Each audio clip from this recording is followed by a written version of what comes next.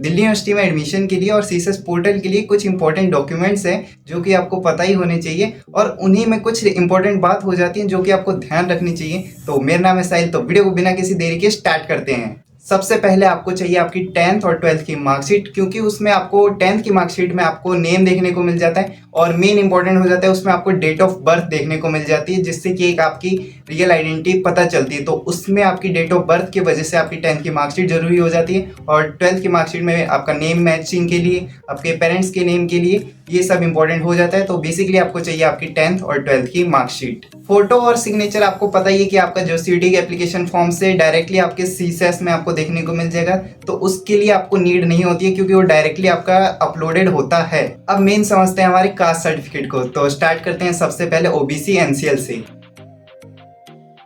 OBC NCL वाले में ही सबसे ज़्यादा सबको कंफ्यूजन क्रिएट होती है, तो इसमें बस थोड़ी सी बात है, बस वो आप ध्यान रखना है। इसमें आपका जो भी सर्टिफिकेट है वो 31 मार्च 2024 के बाद का बना होना चाहिए, क्योंकि ये आपका फाइनेंस के ऊपर होता है, मतलब ईयरली इनकम के रिलेटेड होता है, और तभी से हमारा फाइनेंशियल ईयर स्टार्ट होता है। तो जो भी आपका मेन इंपॉर्टेंट हो जाता है ये आपके फाइनेंस से रिलेटेड है, इसलिए आपका ये 31 मार्च 2024 के बाद का बना होना चाहिए। और दूसरी इंपॉर्टेंट बात है, ये आपका सेंट्रल लेवल पे बना होना चाहिए। इससे होता क्या है, जो भी आप सेंट्रल यूनिवर्सिटी में अप्लाई करते हो तो ये आपके पूरे सेंट्रल लेवल मतलब इंडिया लेवल पे पूरा वैलिड रहता है। एक होता है आपका स्टेट का और एक होता है जो सेंट्रल का। स्टेट का मतलब वो आपके स्टेट के लिए वैलिड रहेगा, सेंट्रल का मतलब पूरी जो भी सेंट्रल यूनिवर्सिटी हो जाएंगी मतलब इंडिया लेवल पे वो आपके लिए वैलिड रहेगा। तो आपका इसमें दो बातें ध्यान रखनी है कि आपका 31 मार्च 2024 के बाद का होना चाहिए और आपका सेंट्रल लेवल का बना होना चाहिए। अब समझते हैं हमारे ईडब्ल्यूएस की कहानी। ये भी आपकी फैमिली इनकम से रिलेटेड हो जाता है, तो इसके लिए भी सेम डेट वाला रूल अप्लाई हो जाता है, जो कि आपका बना होना चाहिए 31 मार्च 2024 के बाद का बना होना चाहिए।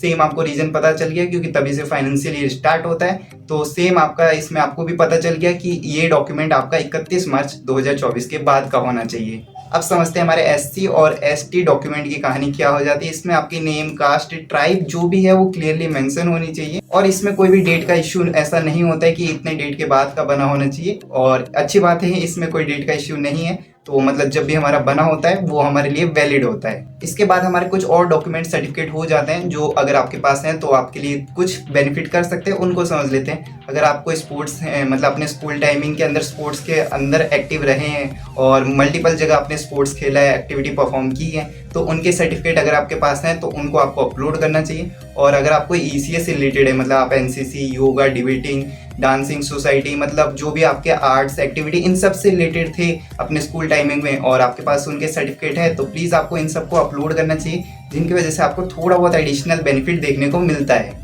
इसके बाद भी कुछ सर्टेन डॉक्यूमेंट्स हो जाते हैं जो सर्टेन स्टूडेंट के लिए एप्लीकेबल होते हैं। अगर आपके पास हैं तो डेफिनेटली हेल्प करेंगे। वो क्या क्या जान लेते हैं, आपको स्क्रीन के ऊपर दिख भी रहा होगा। अगर आप PWBD के स्टूडेंट हैं, मतलब कोई स्टूडेंट है जिसकी कोई सीरियस प्रॉब्लम है, तो उसको क्या करना होता है, गवर्नमेंट हॉस्पिटल से मतलब रिकॉग्नाइज हॉस्पिटल से उसको डॉक्यूमेंट इशू करवाना होता है अपनी प्रॉब्लम का, और उसमें मतलब कुछ बेंचमार्क सेट किए जाते हैं कि इतने परसेंटेज की आपकी डिसेबिलिटी होनी चाहिए, फिर उसको रिजर्वेशन मिलता है और मतलब बहुत अच्छा बेनिफिट मिलता है। बस उसको सही डॉक्यूमेंट अप्लाई करना होता है, मतलब प्रोड्यूस करना होता है, फिर उसका काम हो जाता है। इसके बाद समझते हैं जिन स्टूडेंट के पेरेंट्स आर्म्ड फोर्सेज में होते हैं तो वो भी डॉक्यूमेंट अप्लाई कर सकते हैं। उनको भी कुछ सर्टेन फॉर्मेट होता है जिनको उनको फॉलो करना होता है, फिर वो डॉक्यूमेंट अप्लाई कर सकते हैं। और भी हो जाते हैं जो कि हमारे हो जाते हैं कश्मीरी माइग्रेंट स्टूडेंट हो जाते हैं, सिक्किमी स्टूडेंट हो जाते हैं, या ऑर्फन स्टूडेंट हो जाते हैं, या जो भी आपको स्क्रीन के ऊपर दिख रहा है। और हाँ, एक और माइनॉरिटी कॉलेज के लिए भी आपको, अगर माइनॉरिटी कॉलेज के लिए अप्लाई कर रहे हो तो उसके लिए भी डॉक्यूमेंट आप अप्लाई कर सकते हो।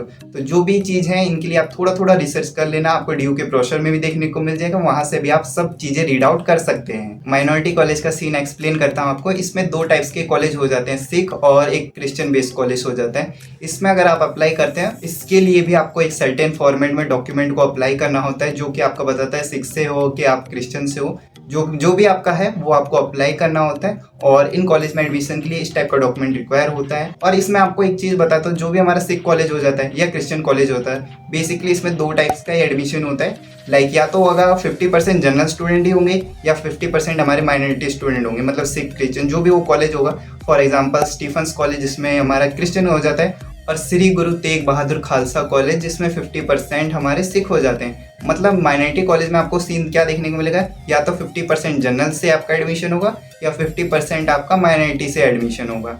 तो अगर आपके पास इस टाइप से कोई चीज़ है, मतलब आप कोई माइनॉरिटी से बिलोंग करते हो, तो प्लीज अपना डॉक्यूमेंट रेडी करवाओ और इस टाइप से भी आप अपने डॉक्यूमेंट्स अप्लाई कर सकते हैं। अब देखो लास्ट में आपको बताता हूँ कि अभी आपका सीएसएस पोर्टल स्टार्ट ही हुआ है और आपका शायद किसी किसी स्टूडेंट का होगा कि डॉक्यूमेंट्स अभी भी उनको ध्यान नहीं होंगे, या शायद उन्होंने अभी अप्लाई किया होगा या करने का सोच रहे हैं कि मेरा टाइम पे बन पाएगा या नहीं बन पाएगा या मेरे पास टाइम नहीं है। तो आपको करना क्या है, अभी आपके पास बहुत टाइम है, आपका 15-20 जितने दिन में भी बन जाता है तो उस चीज़ का वेट कर लो। ऐसा नहीं कि आप जनरल में जाके उसको अप्लाई कर दे रहे हो, अभी आपके पास टाइम है, अच्छे से आपका डॉक्यूमेंट अपना अभी भी आप जल्दी से अप्लाई कर दो, आपका टाइम के साथ बन जाएगा। जितना भी आपका टाइम लगता है लाइक 14 से 20 दिन, उतना टाइम इंतजार कर लो, फिर उसके बाद अप्लाई कर देना। ऐसा कुछ इम्पैक्ट नहीं पड़ेगा कि आप स्टार्टिंग में अप्लाई कर दोगे या फेज 1 को कंप्लीट कर दोगे तभी आपका बेस्ट माना जाएगा।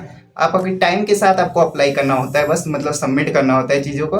तो जो भी है अपने डॉक्यूमेंट्स के लिए वेट कर लो, थोड़ा सा आपको टाइम लग सकता है, प्लीज़ उस चीज़ के लिए वेट कर लो। जब भी आपका डॉक्यूमेंट आ जाए तो उस अपनी डिटेल्स के साथ उसको फिल कर देना। देखो पैनिक करने की जरूरत नहीं है, अगर आपका डॉक्यूमेंट रेडी है तो आप तो फिल कर ही सकते हो, और आपको लग रहा है कि मेरा डॉक्यूमेंट बनेगा या बनने वाला है और आपको थोड़ा बहुत टेंशन हो रहा है, मान लेते हैं कि मैक्सिमम 15 से 20 दिन तक हमारा डॉक्यूमेंट रेडी हो जाता है, तो थोड़ा सा वेट कर लो और उसके बाद जब भी आपका डॉक्यूमेंट आए तो उसको फिल कर देना। आई होप आपके सारे डाउट्स क्लियर हो गए होंगे और आपको वीडियो अच्छी लगी होगी तो लाइक कर देना, चैनल पर नए हो तो प्लीज चैनल को सब्सक्राइब कर देना और दोस्तों के साथ भी शेयर कर देना। मिलता है आपसे अगली वीडियो में किसी नए टॉपिक के साथ, तब तक के लिए good bye and take care.